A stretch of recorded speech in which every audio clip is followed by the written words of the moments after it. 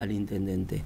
Esta situación institucional, por supuesto que tensiona un poco la relación de poderes, ¿no?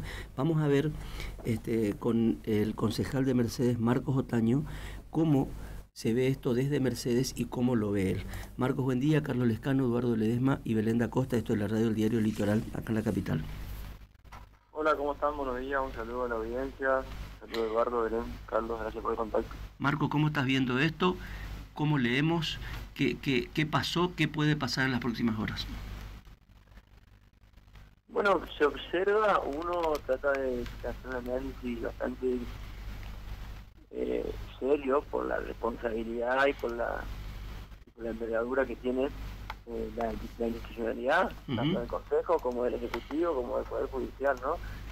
Y ahí es donde uno empieza a aplicar análisis desde lo general hacia lo particular, ¿no? Y en esto creo que tenemos que ser todos tener esta mirada. En primer lugar, porque está o podría estar en interpretación el sentido de república. ¿Y por qué digo eso? Porque nosotros en nuestra forma de gobierno, que es una república, tenemos consagrada la división de poderes, que implica que los distintos poderes del Estado son autónomos y ninguno puede mandar sobre otro, digamos, ¿no? Entonces, en este caso que hacían mención ustedes, pareciera ser que en un punto de esta sentencia habría como una especie de a prima facie, con esto hay que ser muy cuidadoso porque el Consejo Deliberante aún no fue notificado de esta sentencia, o sea, tenemos que esperar que llegue al Consejo Deliberante, que ingrese formalmente. Este es un dato muy importante. Esto es importantísimo, porque el punto 23 de la sentencia, que es el punto que hace referencia a lo que ustedes han mencionado, donde se ordena al Consejo Deliberante según los considerandos, dice. Como ustedes saben, el tribunal tiene una fecha para integrar la sentencia con los considerandos y allí recién notificaría el Consejo Deliberante, cuyo plazo máximo sería este miércoles. Podría ser hoy, podría ser mañana o finalmente el miércoles. Bueno, en este punto decíamos que a prima facie el sentido de ordenar, ¿no?, a una suspensión inmediatamente bajo apercibimiento de considerar al cuerpo o a los integrantes del cuerpo legislativo en incurrir en el delito de desobediencia judicial, tiene mucho que ver con esto que hablábamos de cuál es el sentido de república y hasta dónde llegan las autonomías de los poderes y hasta dónde puede un poder intrometerse en las decisiones del otro, ¿no? Entonces la pregunta sería, ¿podría el Poder Judicial obligar o ordenar a algún concejal o a algún legislador, supongamos, a votar respecto a favor o en contra de algún tema que se debata en el recinto? Bueno, a prima facie parecía que no, que de ninguna forma, por la autonomía justamente y por la división de poderes y por los principios de la república que gobiernan todo nuestro sistema democrático.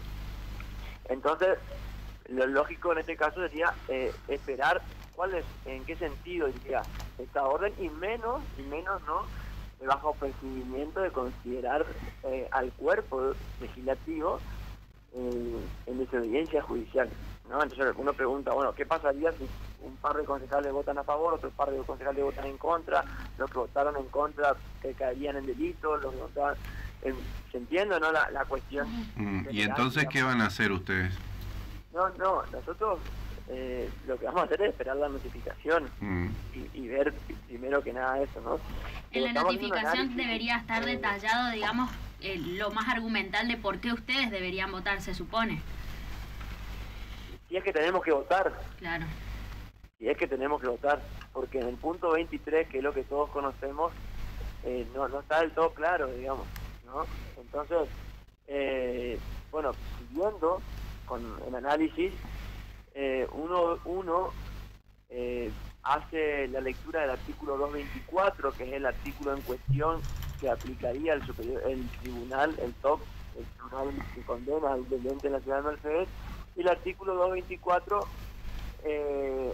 habla de que un procesamiento en segunda instancia conlleva la inmediata suspensión. Eso dice el artículo 224, segundo párrafo de nuestra Constitución Provincial, a lo cual el procesamiento en segunda instancia ya sucedió año y medio atrás. En esta oportunidad, la composición del Consejo Deliberante acude al Superior Tribunal de Justicia de la provincia de Corrientes, órgano máximo de nuestro Poder Judicial, sobre una consulta si correspondía al Consejo Deliberante o no aplicar esa suspensión, debido a que los presupuestos de la norma, que eran el procesamiento en segunda instancia, ya habían acaecido. ¿Estoy claro hasta ahí?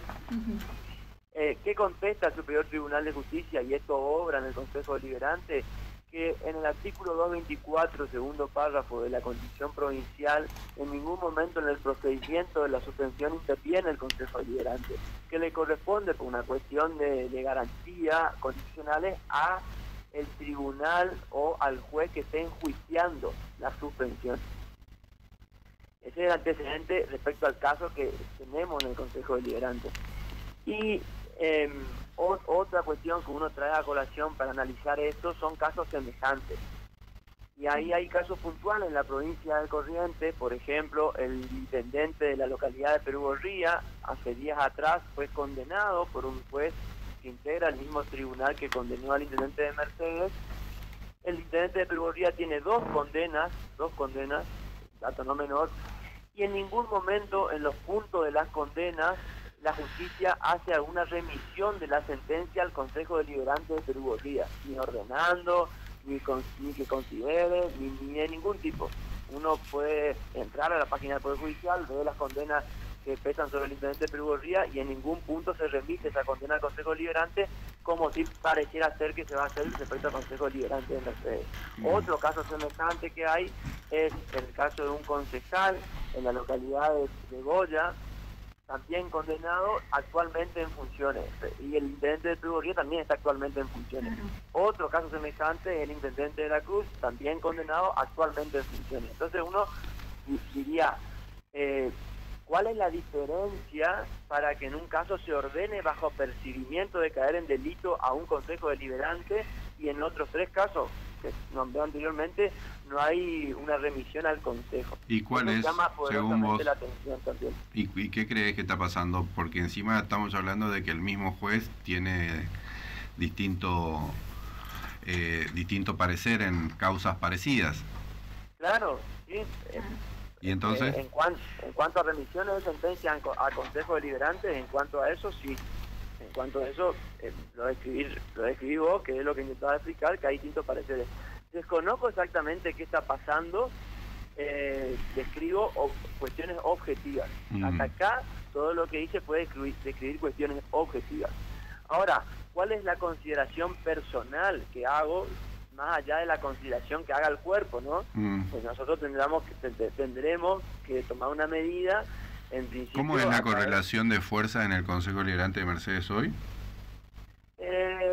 Bueno, la Unión Cívica Radical tiene 2 bancas, el Encuentro Liberal tiene 2 bancas, la Libertad Avanza tiene una banca, el Partido Liberal tiene una banca, Cambio Solidario tiene 3 bancas y el PJ tiene 2 bancas, ¿no? Fui bastante claro porque o sea, no hay... si podría... Nadie tiene mayoría y... No, nadie tiene mayoría, el oficialismo tiene la primer minoría, si queremos sintetizarlo así. Bueno, personalmente uno trata de ser bastante precavido, repito, por la importancia institucional que tiene y la situación. Uno entiende que el Consejo Deliberante de ninguna forma podría aplicar una suspensión si no es a través de un procedimiento de juicio político, ¿no? Entonces, imagínense ustedes que hoy salen del programa de radio y supongamos que alguno conduce un motovehículo, a un inspector le hace una multa por una falta de casco y al poco tiempo un juez de falta por esa mínima infracción lo va a llamar a una audiencia para que pueda ejercer su derecho de defensa previo a la aplicación de la multa. Imagínense ustedes si no tendríamos que garantizar un derecho de defensa en el caso de una suspensión, ¿no? Si para lo mínimo garantizamos la defensa, me parece que para el otro caso pareciera ser que también sería lógico hacerlo. De otra manera, no hay un procedimiento claro para aplicar frente a una suspensión. ¿No hay en ningún pliegue de todo esto que estás diciendo, Marco, una animosidad particular? Y lo que sí no hay, digamos claramente, es un procedimiento hasta el momento que se conozca distinto que el juicio político. Si uno diría, el Poder Judicial ordena a un Consejo Deliberante que suspenda inmediatamente sin juicio político a un intendente, yo te digo, es animosidad. Eso es animosidad hasta ilegal, digamos, ¿no? Hasta el momento lo que hay es una orden de suspensión según los considerandos, ¿no? Entonces, cuando se notifica el Consejo Deliberante, uno se va a poder notificar y ver puntualmente de qué manera se aclara ese punto 23 de la parte resolutiva de la sentencia, en los considerandos. ¿Hay un plazo para la notificación? ¿Cuál es el plazo? Para la notificación. Hasta el miércoles, hasta ese miércoles, Okay. Vence el plazo que tiene el tribunal para integrar la sentencia. Tenemos la parte resolutiva, que es la que ustedes estaban haciendo mención, y falta ponerlo considerando y de ahí notificar al Consejo Deliberante. Creemos que lo va a hacer el miércoles o jueves, o puede hacerlo también previo a estos días. Así que de allí en más, el Consejo se notificará y verá cuáles son realmente los términos de esta orden, ¿no? Porque uno llama poderosamente, claro que sí, o sea, yo entiendo que a usted como periodista, al público en general, a cualquiera que sea un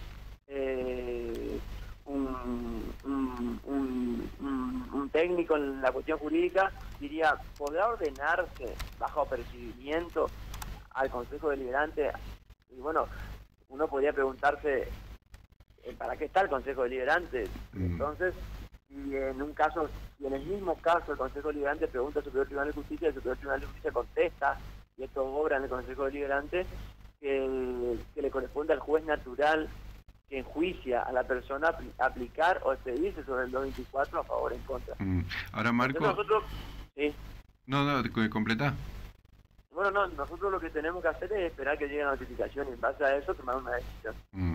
Ahora, tratando de abstraer un poco tu pertenencia política, todo lo que está pasando institucionalmente, ¿qué pasa en el pueblo, digamos, ahí en la ciudad de Mercedes, con la gente? ¿Qué onda con todo este problema?